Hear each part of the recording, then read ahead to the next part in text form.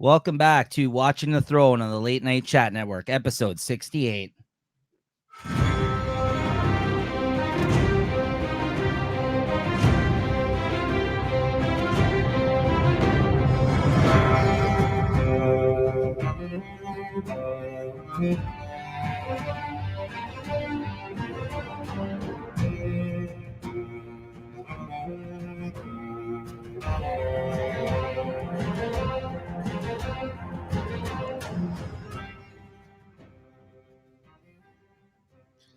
All right, welcome back, everybody. 6 more times. That's all we got to listen to that song. Man. 6 more episodes.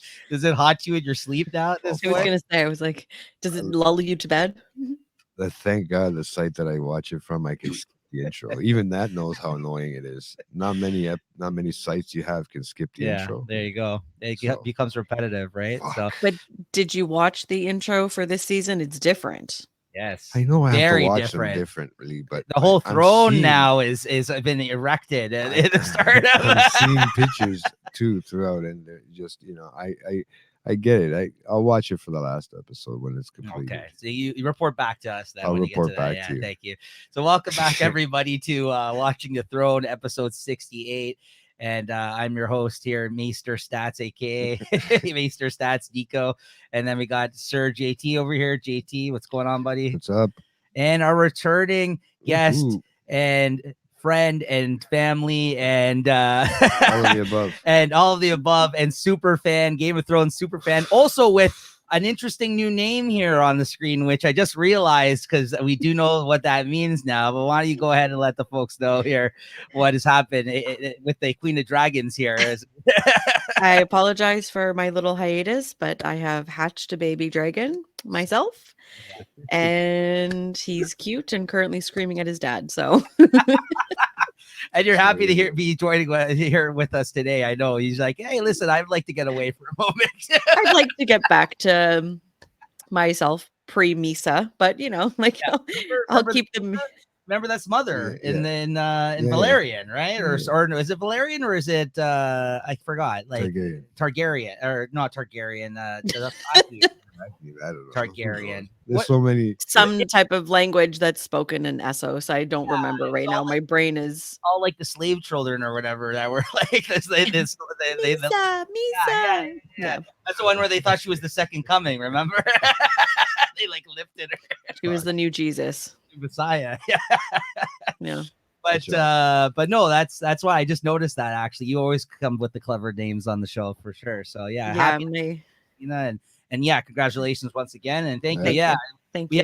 I had to look back. We haven't seen you. You haven't been on the show since season 5, actually, episode 4. So if you guys do want to go back and check out some of Christina's appearances here on the show, she's been on a bunch of times. She was on the season 3 and 4. I think you were heavily featured on for a bunch of the episodes during that period of time, right? So you're like the character on the Game of Thrones with all the titles. The way Nico threw those in there.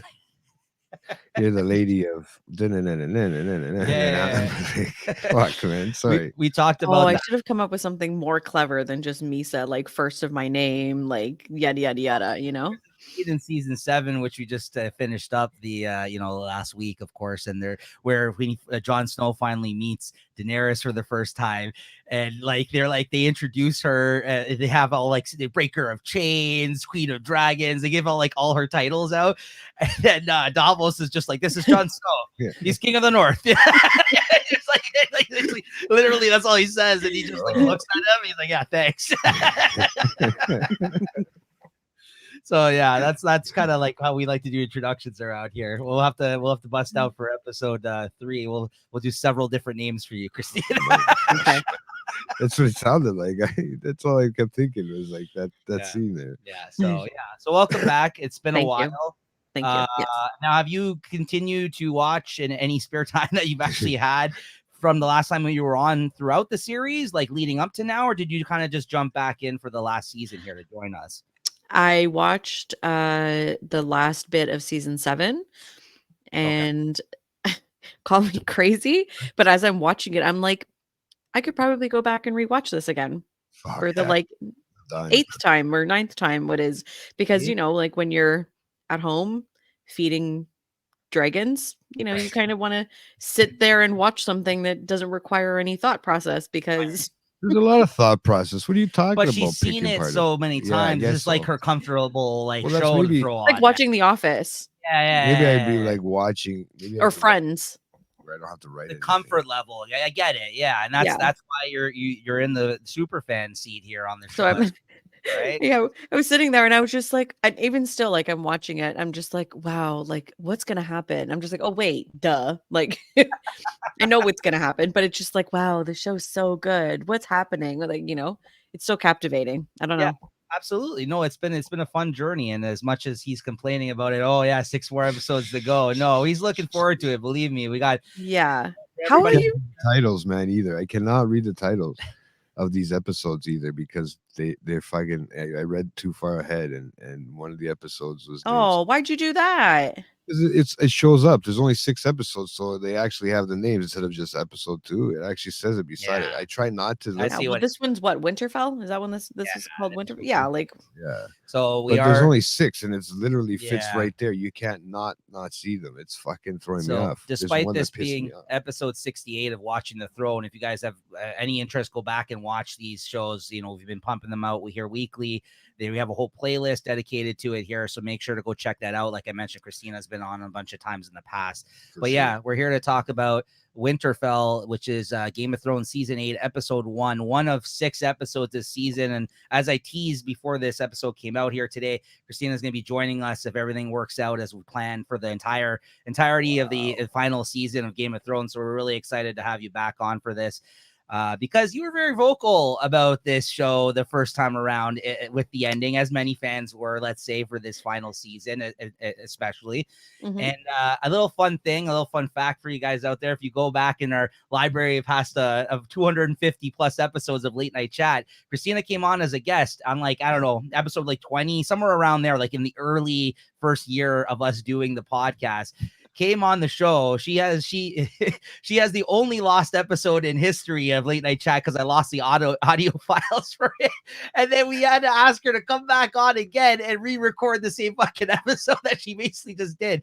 But on this episode, the most important part about this is that we talked about the finale of Game of Thrones on that episode, and Jay had to sit here and listen to us talk about it, not knowing anything that we were talking about because he had never seen the show at that point in time. Now, part of why we're doing this show is JT's actually watching the show for the first time, and I'm revisiting it for the first time with JT. And we have people like Christina that come on, but this will be really cool for us to go back and listen to that audio recording of how we felt, our initial reactions of the finale before we talk about that.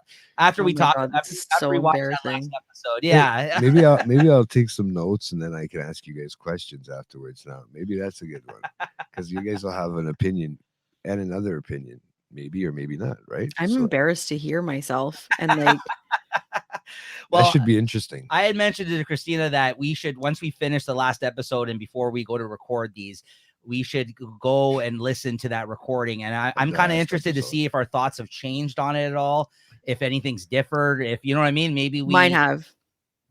That's why you said you wanted to join us for the last season. I remember you said you've seen it since then and you have some different feelings about certain stuff. So yeah, I'm interested to hear what you have to say. Yeah, because I like so to just listen to that and ask you questions and say, why is it so different then? And I don't know. Yeah, I mean, I watched, to be fair, just for a little context, I've watched maybe season 1 to 3 about 8 times. What? I've watched season 4 to 7 about I watched season 4 to 7 to 8 basically as it was airing. Right. But as it was airing, I would go back and watch the seasons until up to the point, right? Leading up to the new season starting. So I've seen season 1 to 6, let's say, about 6 times. I've seen season 7 about 3-4 times, and I've seen season 8 now. This will be my 3rd time watching it.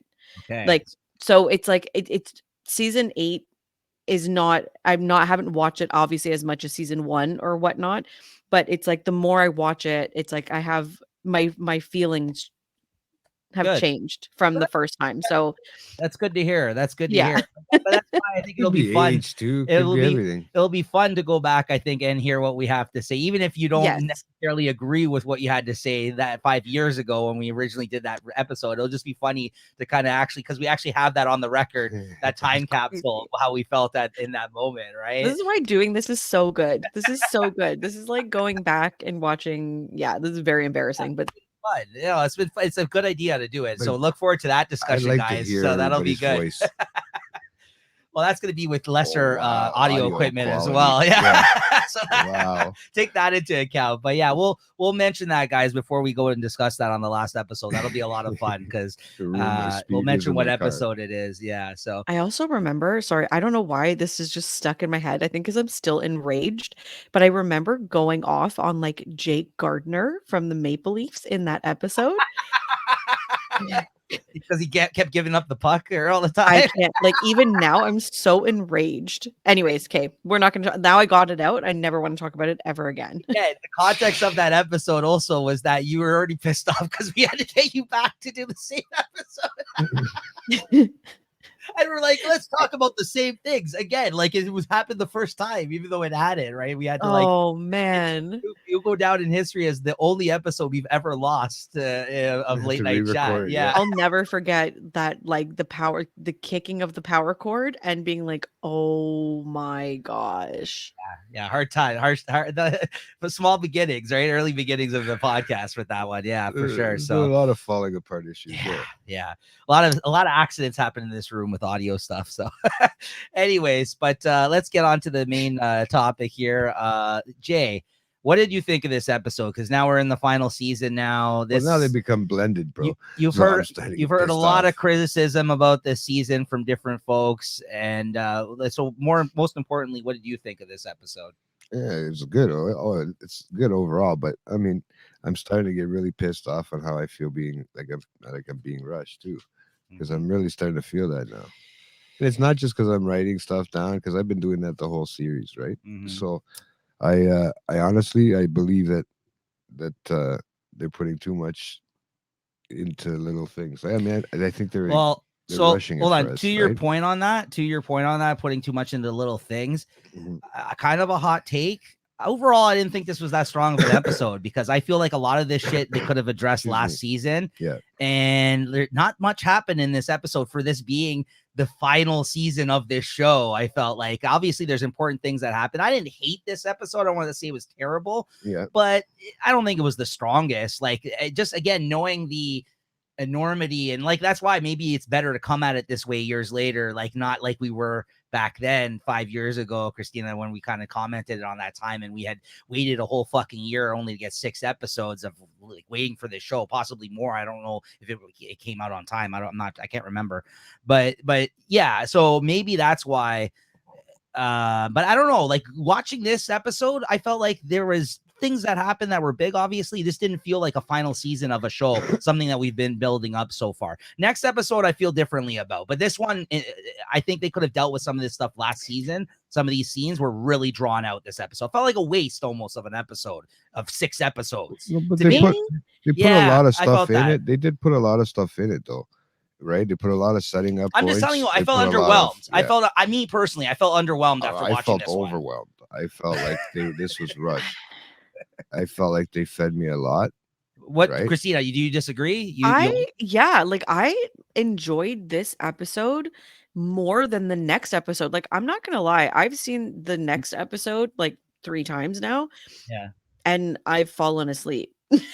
I feel the opposite. I feel the opposite. Although I don't think this is a bad episode. That's what I mean. I don't think it's bad. I just was a little, I feel like underwhelmed by some of the event. I don't know. Like I just felt like some of this stuff addressed. I don't think it was bad. It just but you guys have liked it more than I did. So I was overwhelmed. I felt overwhelmed as opposed to last season. It was kind of you think they're hitting you with too many things now? They were hitting me with a lot, right? They are. So I had to watch it twice because there's definitely a lot that happens in this episode. Like they're making like I think, and this is I think why Jay you feel rushed and maybe Nico you feel underwhelmed. But like, okay, now watching it so many times, you like, and especially watching it through, like from season 7. And they're now making connections for characters and storylines that have gone by the wayside for seasons. Yeah, And they it's like, in the first season, maybe, or second season, you might have heard it, or it might have been prior to even Game of Thrones period, where they right. So they're making connections in this episode that are so critical to the next few episodes going into the finale of the series. yeah, like So it's set like, right? yeah, exactly, right? So but they have to make these connections, and they kind of have to do it quick because they don't have. I see they only have 6 episodes for the season, so that's why I'm saying, like, it feels rushed as opposed to drawn out for a full season. I hate when they do that, right? How they kinda I don't know What they why. could have done, I think they could have split up this episode and next episode and, like, kind of, like, Yeah. mix them together. Like, they didn't have to cram everything they crammed into Yeah. this one. Drawn out some of the storylines a little bit longer, maybe, instead of rushing through the scene. Yes. They could have, like, yeah, because there's some things that happened in next episode, which, of course, we'll talk about next That's episode, like, that's my beef with it. Honestly, like that's and whether I liked the next episode more than this one, maybe a bit more because of some of the things that happen in it. That's the only difference. Like I just think that like again, we're only talking about 6 episodes, so maybe I'm unfairly assessing it on that, right? I just feel like.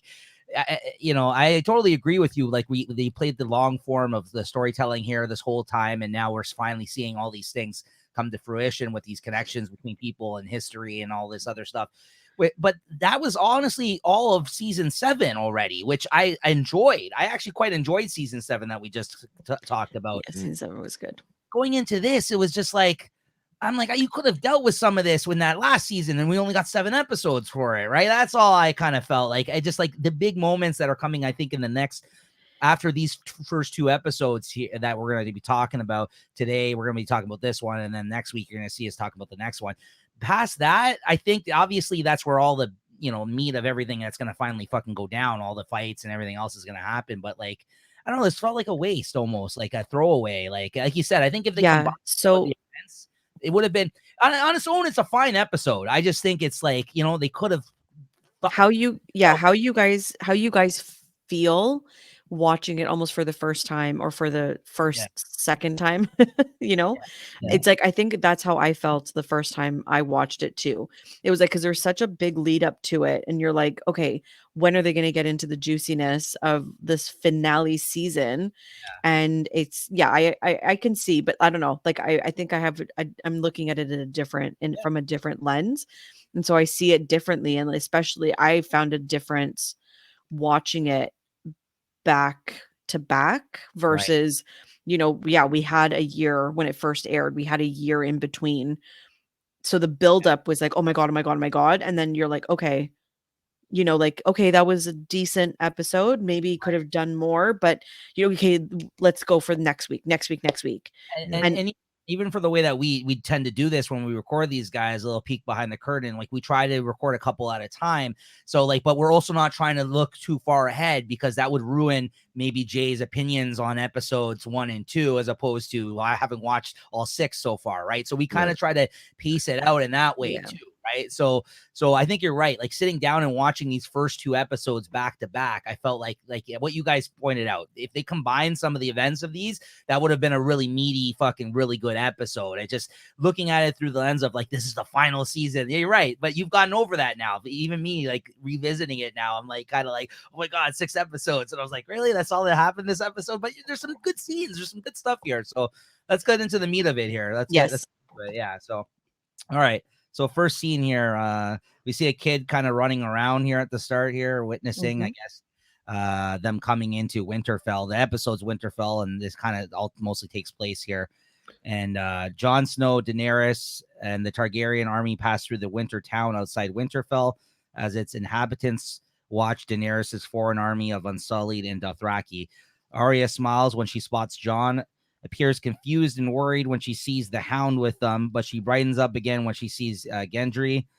Jon tells Daenerys he had warned her Northerners are wary of outsiders. When Daenerys' dragons fly above them, the people flee in fear, while Arya looks up in awe and Daenerys smiles as her dragons overhead. Sansa warily watches from Winterfell's battlements as Drogon and Rhaegal circle above the castle. Isn't that a great shot though? But I mean, of Winterfell, Yeah, the way they did that, it just the was. tree had the leaves on it. It's good setting the mood like right from the get-go too, like like you said about how the Northerners kind of feel about this whole thing. They already didn't want John to go away. We know that. We've already seen them try to like have Sansa take over when John was away, like last season, which was kind of like, really, you guys finally got John. Now you're just like, he's been gone too long. Screw this guy. Yeah. The Northerners, you know what, I actually have a different perspective on them going into it this time. They're kind of like a fickle bunch, these guys. They're just like, you know what? Well, they're freezing their nuts off like 90% of the time. So yeah, wouldn't you like That's feel fair. a little way? Like it's cold up there. I just like how they're like they'll pull their like support in a second. Like it just takes like one thing to go wrong. That's it. We're no longer supporting you. We're out. Oh man. So anyways, what else here? Then there's a good joke here, Jay, this scene about how between what's his name, Tyrion and Varys, about how he said, "Oh, you always take offense at dwarf jokes, but he's like, you take amusement every time you make a joke about me having no balls, right? Eunuch jokes." Yeah. He's like, "Because I have balls." He's like, "Why they do you won't laugh?" freeze off. Yeah, his balls won't freeze Yeah, I off. think he does make mention to something like, at least you don't have like balls to like freeze off or something. Yeah, because I have balls and you don't. That's what he tells him. How can you make those jokes? Because I have balls and you don't. Yeah, that was good. No, So. those guys are too much. Once inside the walls of Winterfell, Jon sees his younger brother Bran, whom he last saw in a coma. And then, it really comes to that realization. Weird, man. Well, you come to that Isn't realization. that wild? He went to the wall at that first season, right? Yeah. Like that's And then they skipped each other. Like they totally, like Jon was already beyond the wall when Bran showed up, right? And yes, he was helped by Sam, but like Jon wasn't there, so he hasn't seen him since he was like laid up in bed. Like, once you come to that realization, like it's pretty. Yeah, I was telling Jay last episode that we talked about when they bring the undead to King's Landing. I said that was like one of my favorite moments in the whole series, because just seeing all of them together there in King's Landing in that one moment, I really enjoyed that scene of seeing all the characters. Like I said, like Tyrion made mention of, like, we all hate each other here, everybody here, but we're coming together to have this conversation, right? So that was like a very fan servicey moment for me, like seeing everybody together, right? But I mean, also Brand too. I mean, he's got these weird just one-liners, and they're he's weird now. He's weird now. Yeah, it's kind of like creepy. He's not Bran anymore. No, he's not by what does that mean? mean? Don't worry about it. Who's Bran? Yeah. All right. So who we last saw in a coma and quickly dismounts. He kisses Bran's forehead. He embraces Sansa, who keeps a wary eye on his queen. Jon asks about Arya's whereabouts. Sansa replies that she's lurking somewhere. Jon introduces Daenerys and Sansa to one another. Sansa formally welcomes Daenerys to Winterfell, and Daenerys thanks her, remarking that Jon told her about the beauty of the North and Sansa. Bran interrupts that there is no time for this and informs them that the Night King has Daenerys' dragon, Viserion, and that the army of the dead has breached the wall and is marching south. They get a fucking frozen dragon. And speaking of Bran being weird now, like finally Jon finally sees him, and he's just like, "Oh, look at you, you're a man now." Yeah. He's like, almost. He hasn't got laid yet. He's like, not really. He's not a man anymore, Jay. He's the three-eyed raven. but even if he tried, like he still hasn't gotten any either. So that has to make him a man that way. He's beyond that now. He's more important than sex.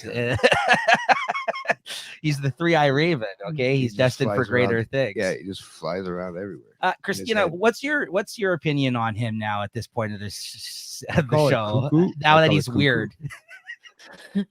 I think my opinion of him hasn't changed. I think he's still a very weird, useless character. But he knows everything. What the fuck? He's putting all the pieces together. Yeah. Well, I mean, like, okay, yes. I mean, aside from like that one factoid, yes, that we will discuss like later on, I agree with you, by the way. I agree with you. 100%. Without saying too much, I mean, we're so close to the end that it's just there. What is the point? Like, what is the point? Well, he needs now thinking about it, I'm getting really freaking frustrated. See, I'm getting so frustrated. there's proof, guys. She's not gonna love every storyline the way it ends at the end. There you go. There's the proof. No, I agree with you. I that was perfect how you said it. He's weird and useless in the grand scheme of things. Like who? Like, and they're just looking at him like they're like, okay. Like the way John looked at him was like, okay. I just love how he keeps saying this to people, and then they just sweep it under the rug every time. Though he's just like, I'm something more now, and you see him like looking into the distance, and they're just like, okay. And they're like, what does that mean? Don't worry about it right now. Yeah, I'll tell you later. There's no time. There's no time. Yeah. Yeah, he's just okay. And then as John tries to organize the defense against the undead in the Great Hall, Lyanna Mormont voices the anger that many lords have toward John bending the knee to Daenerys since they named John their king in the north. John gravely answers that he said he would protect the north, and the only way they could do that is with allies. Tyrion speaks up to insist that they'd all be dead already without John, and that the remaining Lannister army will soon arrive to reinforce them as well, upon which the lords resume their objections. Tyrion insists that they must fight together in the face of the onslaught of the White Walkers and their undead army. Sansa asks how they are meant to feed Daenerys' army. While I ensured our stores would last through winter, I didn't account for Dothraki, Unsullied, and 2 full-grown dragons. She scoffs. What do dragons eat anyway? To which Daenerys quips, whatever they want, right? I'm starting to see a real sword fight happening between the women now. Like, this is really starting to, like you know, they're giving each other these dirty looks. It's kind of hot too. Sansa's kind of got some resting bitch face going she does. on in this but scene. So I'm sorry to man. say, yeah, but she's coming. She's been. They both do. She's been doing a good job in John's absence, though. I got to give it up. She's been doing a good job. It seems like, right? Like, she's got Arya. That's why. Arya's there to help her, but that's like 10 feet tall, they're really banding together, these guys now. That's the whole point of the family. If you haven't figured it out by now, Jay, like the Game of Thrones is actually about women. Like it's not about men and kings, it's about queens. I figured like you figured that out, right? Like it's about the women of the show. It has nothing to do with the men. Just take them out of it. Yeah, it's all about. That's what I'm feeling. In your absence, he's actually been saying that all the time. He's like, "Oh, I'm really noticing all the most powerful people on the show are women." I'm like, "Yeah, I know." Like, it's true. Like, at this point, it is right. It's like these guys are idiots. Sorry, fuck. It's very. It's like mirroring real life almost. You know. Whoa. It's starting. Yeah, that's what I mean. Like this was before its time, and all the people that watch it said, we can take over. We just play the game too. All the women in the world that watch Game of Thrones. We saw how that turned out for that creep fucking Baelish last episode. Yeah, Sansa. Guys like me. Please, Sansa. Fuck. Let me speak to you alone, Sansa. Like. Also, like very quickly, I know you didn't join us for last season, so I did want to mention how useless was his storyline at the end of the fucking show too. So he literally was just creeping around against the wall like the whole last 2 seasons, like just watching them from afar. Like, but that's what he does. He's the little spider, that's Varys's thing, but like no, like. I think they ran out of steam, like ideas for what to do with him at the end at Baelish. He's already done his damage. Like it kind of wrote him into a situation where he kind of painted himself into a circle too. Yeah, but the only other way that he could have worked himself out of that situation is if he got what he wanted, which wasn't going to happen because, like, you know what I mean? That would mean like marrying Sansa or something along those lines, right? So I get it. They kind of were forced to end his story, which I'm glad that they got their revenge on him in that moment. We talked about last episode, but like, I just felt like, it just kind of ran out of steam, his storyline the last 2 seasons. He literally was just creeping around that castle. He should just in the last 2 seasons, like leering at them. And he should just stayed as the pimp, in the beginning. Like, the brothel keeper. Yeah. So, I don't know. I think it's just like a good representation of like, you can't play both sides of the fence. Like you have to pick a side at some point. Like you have to pick a side. And yeah, I don't know. I liked how it ended for him. Like they got his comeuppance finally. Like I enjoyed. Oh yeah, I've seen that scene like a million times, and I still get goosebumps. Yeah, it was a good scene. Yeah. How do you plead, Lord Baelish? Yeah. What? Yeah. Me? Yeah. I thought I was for Arya. Sansa, sure, I loved your mother. I love you. What are you doing? Yeah. Wow, you do that really well. See, that's what I mean. He's a creep. All right, moving on. Yeah. Tyrion encounters Sansa in the courtyard, who he hasn't seen since Joffrey's wedding, during which Joffrey was assassinated and she was whisked away by Littlefinger during the chaos. He notes that it made it look more incriminating for him that his wife Sansa fled right after the assassination. After discussing the soon to arrive Lannister army, Sansa points out that she used to think he was the most clever man she'd ever met, but he is foolish to put his trust in his sister Cersei because she actually believes that she's sending the army right now, right? So she called them out on that one. I mean, she was right. She was right ultimately. We know right? So you know what I just thought of? I'm like, she never got her marriage like annulled. She just kind of married. That's a good point. So technically, whatever happened to that? Like, she just like married Ramsay, or like whatever happened to that? Like, yeah, no, that's a good point. I don't know. She's like, Sansa's been married like 3 times and like back never then, had a divorce or an annulment. Like, weird. But she just kind of moves kingdoms and like. Is it fair to say though, back then it probably just was like a replacement if you moved on from one person to the next? Like, it doesn't mean. But then anything. why? So okay, fine. But then okay, I know we're gonna get into this later. It's not a secret anymore. But like, then why did Rhaegar and Lyanna need a Maester to like document it? Yeah, it's a good point. that he got an annulment from. Like, it's like, why did he need the annulment and she doesn't?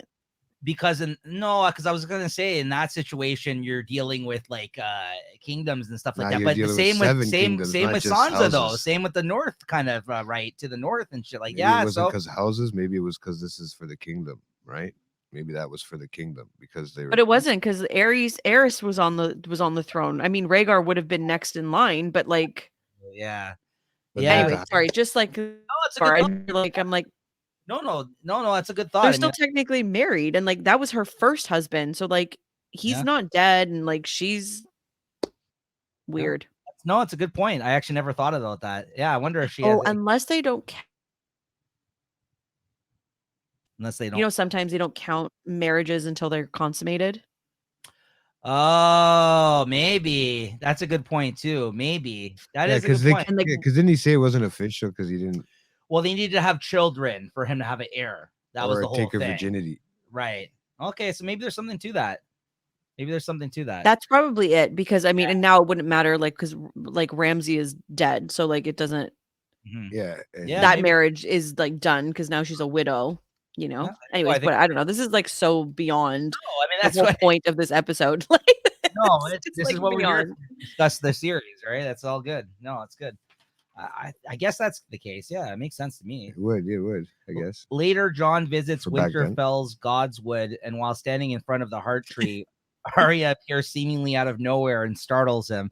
She says that he used to be taller when she was younger. Jon turns and asks how she was able to sneak up on him, prompting Arya to ask how he survived a knife to the heart. Yeah. Jon responds, "I didn't." Arya runs to Jon and they embrace, Jon lifting Arya in his arms. Jon remarks that Arya still has needle, and Arya unsheaths it.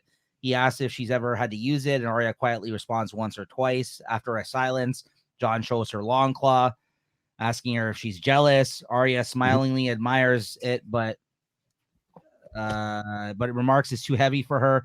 Jon confides that she could have used her help with Sansa in the Great Hall, and Arya surmises that Sansa didn't like Daenerys. Jon says that Sansa thinks she's smarter than everyone, but to Jon's confusion, Arya defends her. She states Sansa is the smartest person she knows and is defending her family. Arya tells him not to forget he's family too and hugs him. Yeah, so I don't know. They're like the same height now. It is true. I think it was kind of like a nice moment because, like, there is even like within families and siblings, people confiding in other ones about other people's like their relationship with each other. So he's like, "Oh, do you believe her? She's going on again about this, and she's not so smart."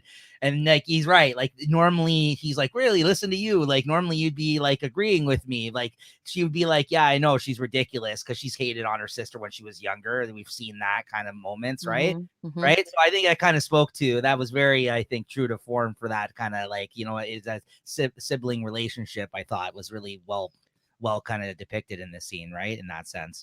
Agreed. Me running up to my sibling and just saying, "Oh, can I hug like that?" Yeah, right. Also, you guys.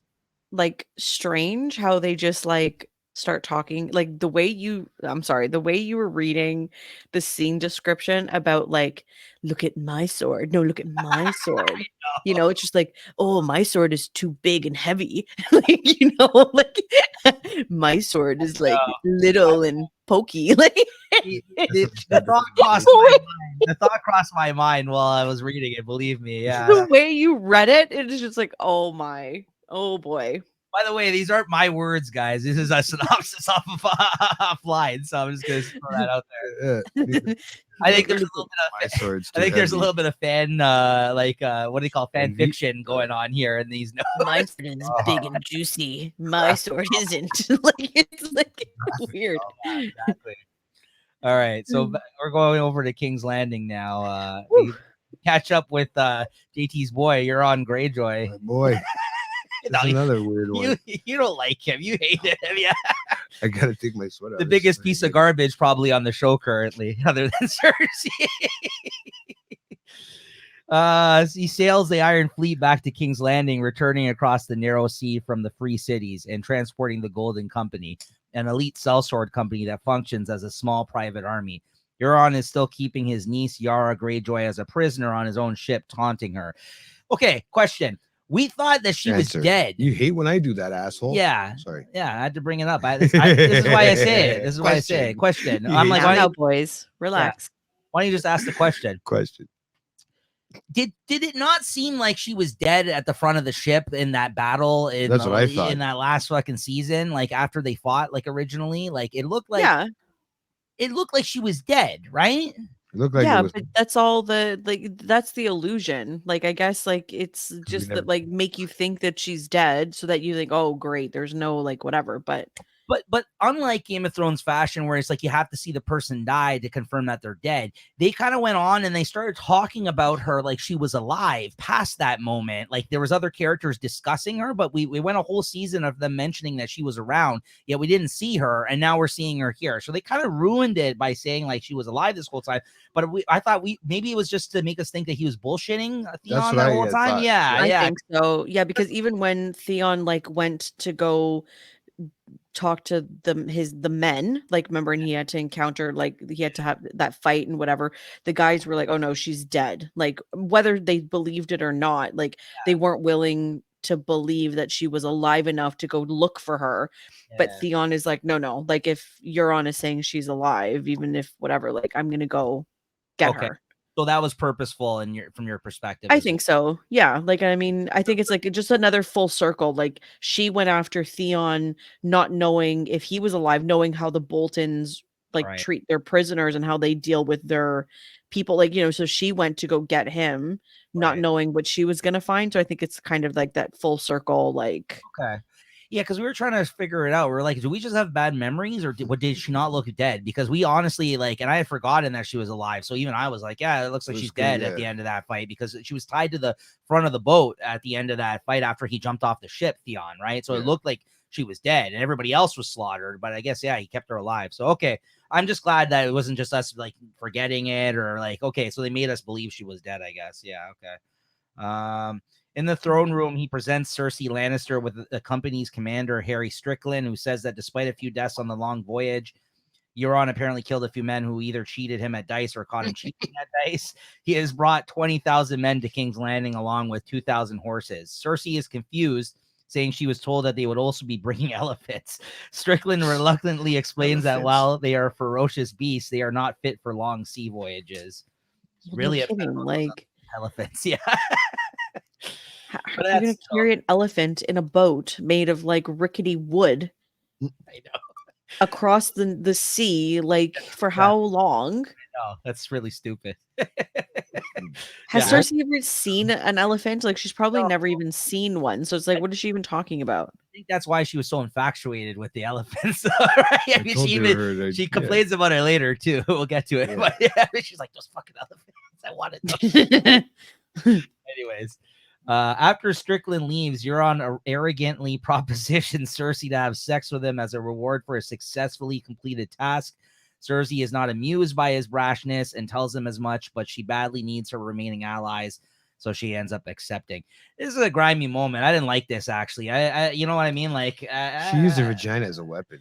no, but like she kind of gave in because Bitch. she knew she had to, but she also was like, and listen, she got pleasure out of it, as we'll get to. She didn't mind. It seemed like after the fact, but She just could have played it off. I agree with Jay. She weaponizes, like she uses her vagina as like she did. And Yeah, it's not because she out of the norm, if I should say, even in these days. But yes, it's true. I hate to say it. It could be a weapon. There you go. And it's a good thing. What are you talking about? he goes to weird places. Just ignore him. Anyways, no, she definitely was leveraging this whole situation in his support by saying she was going to sleep with him, and for whatever reason, he's obsessed, I guess, with sleeping with a queen. So But I like he's how like, he proved the point, saying, "Listen, what I I just- got no affection out of it. I just don't So like this fucking guy. So I kind of was she finally upset that he said, "Okay, he yeah, like take it worked on a her enough sniff." finally to get like, yeah, to like have sex with her finally. Like I just didn't like that. I was just like, this fucking piece of shit. I didn't like this. I don't know. I felt as What don't you like about him? I love Euron Greyjoy. Like he's a piece of garbage. he's kind of like one of those. Yeah, he's like Ramsay Bolton. Like you want to hate him, But you wanna have but you love him. I like Ramsey way more than Euron, though. That's the difference. Yeah, I don't like wanna I sit don't down like and pick Euron. his brain. I I don't don't like know, maybe because Euron is just dirty. I'm just like, I like you. Like, he's just grimy and gritty. I'm like, I like you.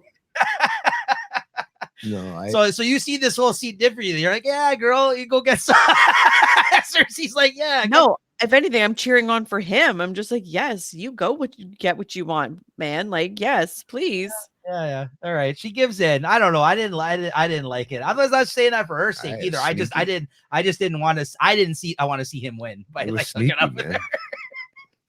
It was just, it was just, I don't know. Yeah. It's just that's how you're buying if that's how you have to pay for your fucking fleet, then hey, that's how you got to pay Well, that's for why your she fleet. gave in. She gave in. Here. Back in the Red Keep, Bronn is getting ready to have sex with 3 prostitutes, but they can't stop gossiping to each other about how many Lannister men the Targaryen dragon burned alive in their last battle. Annoyed, Bronn points out that he actually managed to wound the very same dragon during the battle using a scorpion launcher, which one of them says was brave before shoving him down and mounting him. The prostitutes continue to gossip, but before Bronn can get really started, Qyburn interrupts. Poor guy. Yeah, he cock blocks him again. He's like, what the hell, dude? These poor guys can't even have fun, man. They're out there fighting. I don't even think he was looking. He didn't look like he was going to enjoy that one bit. So it's like, I don't think he was like cock blocked for anything.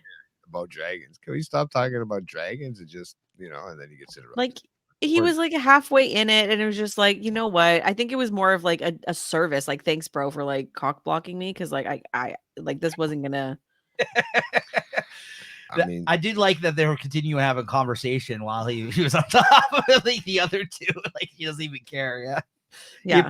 He apologizes, but says Cersei told him to hurry. She wants to rehire Bronn for a new assassination. Qyburn points out that the promises to reward Bronn with gold, a castle, and a noble-born wife were all taken away. And Cersei wants to correct that mistake. Paying in advance, there was already a wagon with gold waiting outside for Bronn. As for the target, Qyburn then presents him with Joffrey Baratheon's former crossbow, the same one that Tyrion used to kill their father, Tywin. Qyburn says Cersei has a sense for poetic justice and wants him to use it to kill Tyrion, as well as Jaime for abandoning her in the event they survive the undead assault on the north. So, okay.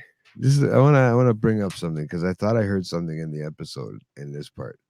And did Qyburn, as the girls were leaving, the one that flirted with him, and did he say something about how the pox will have her in a year, right? And yes. I don't know if he was talking about the chicken pox or what. Disease, because she's a whore. Yeah, but so she's already. So the pox was like, it was an actual disease. It's not chicken pox. It's like a thing. For a fucking thing before, man. Let's say even chicken pox. Let's say I know what you're saying, but I think that he was saying that because of the fact that she sleeps around. I just thought it's because he could tell something in her as he's the doctor, sort of. Maybe, maybe, and that's why Bronn asked which one out of the 3 of them, and because they were all on him, right? So he's like, it was throwing me off, right? I think I got that sense, Jay. Like it was more like he could sense something on her or like see something, like versus like just assuming because she's a hoe. Yeah, Like, because he knew it because he's a doctor. Maybe there was a sign that he's seen it on I'm her a doctor, face you know. or on her body because she was half He naked just too, shows right? up. Maybe she had a couple little pox on her or whatever. Yeah, maybe. You know that he noticed. I think he kind of more specializes in mad science type stuff. Well, I mean, he must have had to been a doctor at one point, sort of, to get Well, that's all the like that. They were all fucking just butchering people back then. Yeah, I mean, exactly. Right before he got kicked out of the Citadel. Later that night, after they have finished, Cersei is still bitter about her lack of elephants. Fucking bitch and her elephants. I'll give you an elephant. Yeah, after she's like on the bed, like, oh, I really wanted those fucking elephants. After post-coital elephants, she's talking about. She wasn't satisfied with Euron's trunk. Yeah, well, guess no, not. she was. She actually says Cersei is still bitter about the elephants. She sips at a glass of wine while Euron, also, if she's pregnant, why is she sipping that wine? While Euron asks how he compared her to her former husband, King Robert Baratheon. Cersei says that despite all the whores he had sex with, Robert was only interested in his own pleasure, did not know his way around a woman's body, while Euron was more adventurous. Euron then asks how he compared to her own brother Jaime, which she refuses to dignify with a response, even though they both know about Cersei's incest. Euron leaves, boasting that he will soon impregnate Cersei with a prince, as Cersei apparently never told him that she was pregnant with another child by Jaime. Or is she? Says that she likes his arrogance, but asks to be alone after kicks him out. She's like, "Yep, I got what I wanted. See you later." I want my privacy. Like, fuck off, too. Listen, she mentions that he was a good lay though in this conversation. Not many words. She's satisfied. She's satisfied. So then she got off. It actually made me feel not as bad for her now after they actually knew banged. What he was doing, I guess. I didn't like how he propositioned her before, but then once they actually banged and she seemed happy, I was like, oh, okay, who cares? You know what always confused me, and I'm just gonna put this out there. It's totally whatever. What always confused me is like so much time passes that like they don't allude to in the show. Like, it's like when they're traveling from King's Landing to Winterfell, it takes like 2 months. Like it doesn't just like happen overnight kind of thing. Like movie magic. Okay, fine. But like, why is Cersei's hair so god awful? Like, does it not grow? Yet? Like, has it not? What? Why hasn't her belly grown yet? They keep moving from all these fucking places, taking forever, and she's not getting any bigger every time we see her. But like her hair, they shaved her head in like what season 5? Yeah. 2 seasons ago now. Like, why is her hair like that? Wig was so awful. Like, it was just so bad and so distracting. I much preferred her with the long hair. I agree. I mean, like, yeah, I'm not a fan of the short hair either. Like, it could have just been her hair for that season following it getting cut off because, like, you know what I mean? They could have been referencing the continuity of what happened. But you're right. Over time, should have put the long hair. Unless she's like asking the royal barbers to like keep it that short for a reason. It's awful. Sorry, I know that's besides the point. I'm going off on it. No, listen, I'm a fan of her with longer hair too, to be honest with you. Like I said, I'm the idiot who didn't think it was a wig for half of the fucking show. You had to like literally tell me, that's a wig, right? I was like, oh, I like her long hair. She's like, it's a wig. I was like, oh, as before, I'm such a fucking idiot. I'm like, as before, like all of them, like Daenerys' hair, like all of them. Talk about like, oh, look at all their nice luscious hair. She's like, they're all wigs. And then I would see photos of the actresses. Although her in real life, she actually does rock a short haircut normally. But it's like jet black or like dark brown. Yeah, that's true. Yeah, that's true. And it's not awful like that. Yeah, no, that's you're right. You're right. So old lady fucking haircut. Where are we now? Old lady. Taking advantage of Euron's absence, Theon Greyjoy and his small remaining crew stage a sneak attack on Euron's ship. Nice. The Silence. That's what it's called, apparently. Using bows and arrows, they silently pick off most of the guards. Then Theon bursts into Yara's chamber with an axe and frees her. She headbutts him for letting her get captured in the first place, then embraces him and they flee. Sometime later on their own ship, Yara says that she intends to sail back to the Iron Islands with the bulk of the Ironborn loyal to Euron. Concentrated in the east with his fleet, she has a chance to rally her remaining supporters to retake the home islands while he is away. She can tell that her brother wants her permission to leave. However, to help the Starks defend Winterfell against the White Walkers, Yara says that she will secure the Iron Islands as a fallback position for Daenerys, as they can't swim. And grants his request to leave. They embrace and he departs. Finally, this motherfucker got a win after fucking just getting beat up for like last 4 seasons. This is a nice moment, actually. Yeah. Sister finally. Another nice brother sister, sibling moment. Yeah, I wrote that down here. I'm like, And then he finally, left her. I'm like, finally, he gets a win after all the coward moments that he's had this past like few seasons and the torture. And yeah, no, but it's good because he went to fight for his actual family that he finally realizes is like was his family, and he can still be Greyjoys. both now that he's with his sister. With he can.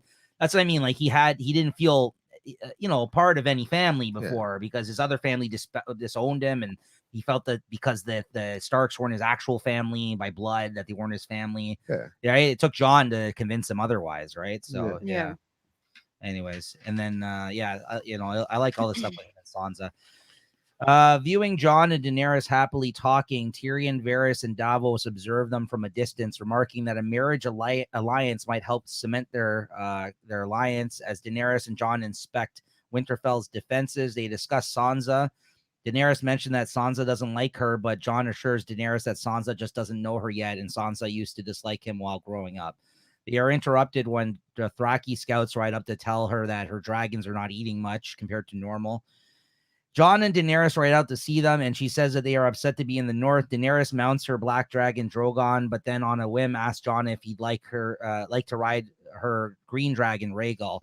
Hesitant, Jon climbs on top, and the dragon accepts him, ignorant of the fact that only members of the royal Targaryen bloodline can so easily bond with dragons. There you go. That's the answer, pretty much. But they go on a lengthy romantic flight over the surrounding countryside. Though Jon initially struggles to fly on Rhaegal, Jon and Daenerys land at a waterfall and share an intimate moment. This is so fucking corny. This is the corniest fucking scene in this episode. Now if you like it, I'm sorry, Christina. Like this was so fucking cheesy. I was like, this is beyond fucking corny. This scene. I'm like, come on. The dragons are the only cool thing about it. I'm sorry. I like Jon gets off, just ruined horses for me, or something, because now he can't ride a horse. Right. But I will give you like credence. Like, yep, no, this was very corny, super corny, but necessary. Yes. But yeah, she's right. We had to see him interact with the dragons and actually see how they interact with him. And I did find. Go ahead. No, they need to they need to also prove that they are in love. Like this isn't just like a thing. Like they are in love. Anyways, go on. No, I was just gonna say that like I did also find it funny at the end of when they're about to hook up here when they fly around, the dragon's like staring at them. And Jon's like, ah. That one dragon has got an eye on Daenerys, man. He's like, you fucking touch her. And Jon's looking back like this. But again, knowing the dragon know that he's fat? No, but here's the thing. Yes, knowing what we know, again, even the incestual part of this is not. The dragons know. No, but like going back and looking at House of the Dragon, they were used to that. Like I know, like but it's not like this is hundreds of years later. It doesn't matter. It doesn't matter. Yeah, it doesn't matter. Like that's still doesn't matter. Trained in like their TNA. Like I don't know. Like it's true. Like it's interesting. Like looking at it now after even seeing House of the Dragon and knowing a little bit more about that whole situation, because we didn't really have a point of reference for their family whatsoever past Daenerys, really, and like her brother who died early in the series, right? Like, but we had 3 eggs though. Yeah. Go ahead. You want to bust out your theory, Christina? Now go ahead. I'm trying to figure out why. This is what JT asked me the other day. Is that why there was 3 eggs there still? Because there was 3 Targaryens somewhere out there, and the third one had to been Jon. Well, it didn't have to be, but it could have been somebody else. But the brother's dead, so that's why the other one's now gone. Oh no! So, okay. Interesting. That's why he let him ride him. Well, I know. So okay, knowing what I know from House of the Dragon, it's like the dragons need to be bonded. If they don't have a rider, they need to be bonded to someone. So if you notice, like Daenerys doesn't ride Rhaegal, or she didn't ride Viserion. She only rides Drogon because they're bonded. So that means that there was 2 other dragons. Now that Viserion is gone, there's only Rhaegal that hasn't bonded with anybody, but only people that have Targaryen blood can bond with the dragons. So it's like the fact that like she or Jon was able to ride, that's like one thing that I think nobody really thought of or nobody really understood in the moment. But I think the three dragon eggs, I never thought about it as being like because Rhaegar is gone. He just died in the you know what I mean? Yeah. Yeah, he died before the eggs were gifted to her. But it's like I never thought of it that way. I just thought it was like, okay, there's the last three Targaryens, which was Rhaegar, you know, but I guess I never thought of it. Like Guy texted me at like 2 a.m. last night, be like, I've been up thinking about this, and I'm like, just It's save driving your me theory for fucking the crazy, show. man, Like, 'cause I don't get want to the look fuck outta into the here. show. It's an interesting theory. Yeah, it's an interesting theory. I thought it was because she named them after her and her brothers, right? So it's like I just assumed it was like just the three eggs were for the three of them, but like I never But if thought about that. yeah, that's true. Yeah, because they're all like gifted a dragon, right? Like because they all have their own dragons on that Maybe show, right? they could smell that it's Targaryen blood. Look at you, like Mr. Philosopher over there. I should go join Westeros Wiki. The best line in this show, my favorite, the cheesiest of them, is "It's cold out here for a Southern girl, so keep your queen warm." Like, what the fuck is this? Yeah, I don't know where they come up with these like, you know, that is so off like Game of Thrones kilter. Like even in the most lovey-dovey of scenes, like they never got as corny as they did with that, for It got sure. really cheesy. Okay, we gotta move on though. It got really cheesy. Arya then visits the castle forge where Gendry has finished making a new dragon glass axe for Sandor. Arya and the Hound are surprised to see each other and exchange some gruff but toying insults before he departs on good terms. Arya then speaks with them Gendry again, who she hadn't seen since she had been abducted by the Brotherhood without banners years ago. He is flustered by how she has grown up, and she says that it is good to see him. Then she asks him to make her something and basically hits on him. Right? Like she's like, "Can you make me this?" And she's like flirting with him the whole time, right?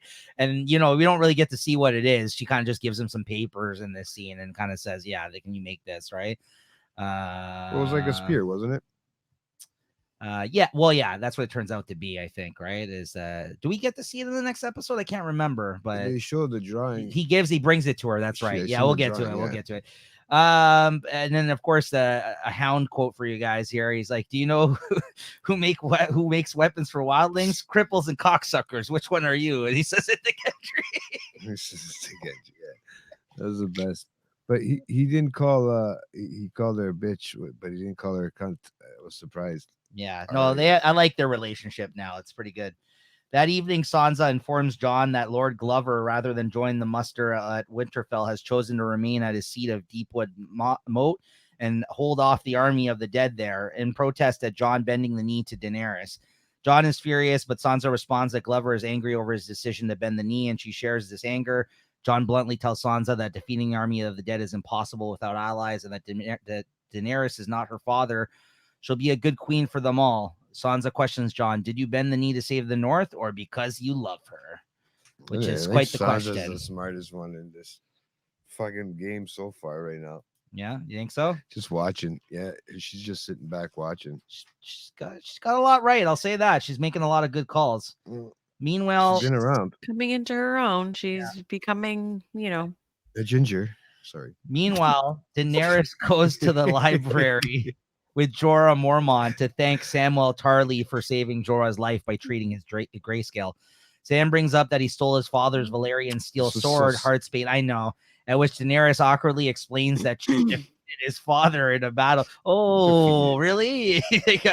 Your last name is Tarly? Ooh. It's like, what about that? Yeah. You wouldn't know a Randall, would you? When he refused, she awkwardly explains that she defeated his father in a battle when he refused to bend the knee. She executed him. Despite the way Randall treated Sam his entire life, he has a mixed reaction at this.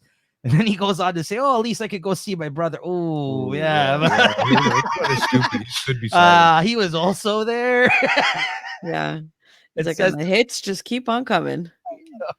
It says the sword would then pass to his younger brother Dickon, who is a good and honorable man. But Daenerys has to explain that he also refused to leave his father's side. So he was executed as well. Sam, stunned and devastated by this, rushes out of the room in tears. Poor guy, man. I was really happy about this moment for a moment. Like I didn't Jorah, think like Sam how was Jorah, really upset though. yeah, but like how Jorah brought her to him, like saying like, this is the man that saved me. And like, it seemed like she was going to like grant him with whatever the fuck he wanted because she saved Jorah. Right. Like, which is a big deal. And then like that happens. She's like, ooh, about that. Sorry. And she owes him more than one favor now. And Jorah's just like flabbergasted. He's like, oh, he's like, ooh, sorry, I didn't know. Right? Yeah, she owes him big. It's just like an awkward fucking moment, man. Like I just felt so bad for him. Yeah, it sucked. And also I blame those fucking maesters who didn't tell him back in the Citadel either, right? Those assholes. They knew, and they're like, I didn't want to tell him. And Sam just says he wants a pardon, so he isn't it because he stole the papers. Yeah, like big deal. He wants a pardon for stolen books and like taking his family's sword. Like, what an innocent, like sweet man. Yeah, and she tells him, "Yeah, I killed your family, so suck it up." He stumbles into Bran Stark as he runs away, who is course. waiting in the courtyard for an old friend. He's creepy, bro. He's just everywhere. I was gonna say, it was like he's just sitting there, like leering, like under his little blanket, like he's always like looking. Yeah, when everybody turns around, looks, if they're looking into a weird area, Bran's there. Bran also, like, does he wheel himself or does somebody push him and just leave him there? Yeah, I think somebody just pushes him and then leaves him there to stare into the endlessly for hours. I think that's what happens. I think you're right. No, I think just move me over here and leer. Yeah, like this is the good spot. Let me just sit here and pontificate for fucking 5 hours. Let me just like stare into the shadows and the like dark shadows of the archway and this, like, you know. No, he's weird now, dude. Absolutely. My raven's flying around while I'm thinking. Bran urges that he must tell Jon of his real parentage as he trusts Sam more than anyone. Sam finds Jon in the crypts where he is visiting the tomb of his father, Ned Stark. He tells Jon that Daenerys executed his father and brother. Jon sympathizes with Sam but defends Daenerys' decision, explaining that he himself has also had to execute people who disobeyed him, and so must she as a queen. Sam is not satisfied with all this, his excuse about this, right? Coming in her defense, really. But you know, heavy is the head that wears the crown. I get it. Shit happens in war times and all that, but like, yeah, it just kind of sucks that it happened to him, right? Also, sorry, there's another Three-Eyed Raven quotable here. I wrote down, I forgot. What's that one? Where he mentions where he says about your brother, he's like, I'm not his brother. He just stares. I'm the Three-Eyed Raven. He doesn't say that, but he's like, like what? But he was technically not my brother anymore.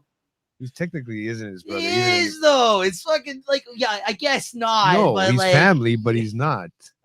Fuck all that. He's so weird. He was raised with him, so he's being honest. Maybe he's just very honest. Maybe when he fell, he didn't just break his back. He bumped his head too, dude. Think about that. Also another thing, like, how come like he hasn't made, like, Sam hasn't fucking made himself known to him this whole fucking time? It's really strange. Like, he didn't go to greet him at all when he can't. Like, I get it. Everyone here was busy with all the shit. That he could have been at the tree. Sam didn't want to walk all the way to the tree, bro. If he stands there for hours. Sam and Jon, not Sam and Jon. Yeah. Okay. At this, Sam reveals that Jon is the rightful heir to the Iron Throne, not Daenerys. Jon's mother was actually Ned Stark's sister, Lyanna Stark, and his father was none other than Rhaegar Targaryen, Crown Prince and Daenerys' older brother. Jon is stunned and refuses to believe this. His father was the most honorable man he ever knew and wouldn't lie like this. Sam counters that Ned, really Jon's uncle, was honorable. He promised Lyanna that he would keep him safe and hide his identity, as if Robert Baratheon knew that Rhaegar's heir lived, he would have killed him. Sam and Bran discover that Jon should, in fact, be Aegon Targaryen, 6th of his name, and the true ruler of the 7 kingdoms. See what I mean? Go ahead. There you go. That's what I mean. If I could come up with 10 names, 6 of his name. No, but 6 of that name in the blood. Yeah, it's like Aegon the 6th. Like 3 of my name, because I am the 3rd one with my same name in my family. Fuck. Yes. Yeah, that's what it means. That's exactly what it means. Number 1, man. Fuck that shit. Like my grandfather's name is Nico. Yeah. So I'm like number 2 of his name. Exactly. That's like, you know, like it's in your bloodline. Yeah. It's a chip. No, sorry. Well, I just like how that's what confused. What does that mean? That it means the 6th of his. Yeah, that's exactly what it That's exactly what it means. Like, It's like Henry VIII. yeah, there's 8 Henrys. Sorry. That's how it worked back then. All right. I hope that song's in everybody's head now. Sorry. This guy. I lost my notes. That was like, so that scene was like, I don't know, it's pretty impactful. Like, because you could see Sure. John's like face, and there's a lot of different feelings that I'm sure, He's going you through. know, because number one, like he even says it, he's like, you know, to even say it out loud is treason, Yes. you know, because now he's like, What's the proof, really? well, But now he's got yeah, paper. what number one, what's the proof? But also it's treason. Like you're speaking out. Now you're gonna be coming out against The queen. this queen as rightful heir. And of course, in that time, it's like a man standing up and saying, "Oh no, I'm the son of Rhaegar," who was next in line. He automatically would trump Yeah. Daenerys. Yeah. And you try to Anyway, denounce, it's if you try to But she denounce already had the somebody's queen. heir to the throne, then yeah, it's treason. Yeah. right. And then so there's that factor, and then it's like, of course, he's like in love with her, which is Another fucked up situation. weird. No, you're right. He's His so uncle, beside right? Or his niece or himself some shit. in I this don't know what it moment. is. You would be. He's so fucking beside himself in this moment because of this news. Yeah, you're right. It is a pretty fucking big scene for sure and important. to And the whole- yeah, and then just also the understanding, like he grew up his whole life thinking that Ned was his biological father, and his mother was just some random hoe that like, Now you he know, that died in childbirth or something, and like Ned had to take him, and he spent his whole life feeling like an outcast and like a bastard, when it's like, no, like he's royal blood. not. Yeah, Like yeah. he's not. He's got a Stark in him and a fucking Targaryen in him. Yeah, right? so it's one of Yeah. those things where like you Well, he's every got a Targaryen ev- in a Stark. is what I'm everything saying. he thinks is right is wrong, like in his life. Like everything he thought was like That's everything he's fighting for. It's so Yeah, weird. I yeah. mean, he might not be. He's fighting for the right thing. He's fighting to make a better place. You can So- see that. So in the last scenes here I love at Tormund. Last Hearth, yeah, Tormund, Beric, and the survivors of the garrison at Eastwatch by the Sea make their way south to the Last Hearth, the seat of House Umber. They find the castle totally abandoned with damage from a battle, but no bodies, only blood, implying that the White Walkers already raised them as undead White Walkers. As they tensely investigate the castle, they stumble into and nearly fight Edison Tollet. Following Jon Snow's message, he is leading the remaining garrison from Castle Black down to Winterfell. Tormund and Beric ask if Ed found anyone, at which he leads them to the main hall to show young Lord Ned Umber's corpse pinned to a wall and surrounded by a spiral design made out of severed limbs. That's weird. It was pretty creepy. Yeah, it's kind of like, but I also like it seemed like some Seven shit or something. Like it Yeah, didn't it seem didn't like seem Game of like Game of Thrones ish. You know Thrones. what I mean? Yeah, I don't know. I felt like a weird, like even like Horror a True movie. Detective thing or Yeah, something. yeah, You know yeah. what I mean? Yeah, I kind of thought And that then was the weird, fucking kid starts screaming. but it was creepy. Yeah, it was creepy. Yeah. Poor You- little Master Umber. They realize that it is a warning from the Night King. Tormund and Beric worry that the White Walkers' army will reach Winterfell first, but the White Walkers are slow moving and on foot, and Ed's men brought horses which they can ride to outpace them. As they discuss what to do, Umber reanimates as a White Walker trying to grab Tormund, but unable to free himself from the wall. Beric sets his sword on fire to kill the White Walker, which bursts into flame. But the funny thing is when they bump into each other in the fucking castle, and he says, "Stay back. He's got blue eyes." That's right. I always had blue I've eyes. always had blue eyes. Yeah. All right. The Tormund has some great quotes, man. He does. Yeah. Next episode, he's really Yeah, funny. And that's next episode. Yeah. Is the Final- big woman here? Yeah. You know why they call me? Yeah, we'll get to that. Oh, I couldn't believe that one. Yes. Yeah. Finally, a hooded stranger rides into the Winterfell courtyard, revealed to be none other than Jaime Lannister, Dun, dun, dun. fulfilling his already. promise to fight the White Walkers, even though his sister decided to abandon her enemies to the mercy of the undead. Looking around, Jaime is surprised to see none other than Bran waiting for him. The boy he shoved out a window and crippled in this very castle the first season of the show. Full First circle. episode. Like first season, first episode. Circle, guys. Everything is finally how the mighty have fallen. To look Isn't at that it. so funny though? And then Bran just, Things you do for love. That's right. That's right. oh my god! And then Bran just gives him that stare. That's freaky. So let's end on this. I gotta hear Christina's thoughts. Jamie with this beard, yay or nay? Do you like the? Yes, yes, yes. You know what? It shows. It shows. Yes, yes. Yeah. You're right. It looks, the shows you time has gone by. Shows He's as time has gone traveled. by because Yeah. nobody else's beard has grown or gotten, nobody else here, nobody else has even changed their clothes. Yeah. Okay, let alone grow a beard. But he What grew. do you mean? And then Cersei's hair is still the same. Yeah. Good point. Good point. Yeah. No, I'm pro beard as well, by the way. If you know, you Oh, go I'm back, pro beard all day, every day.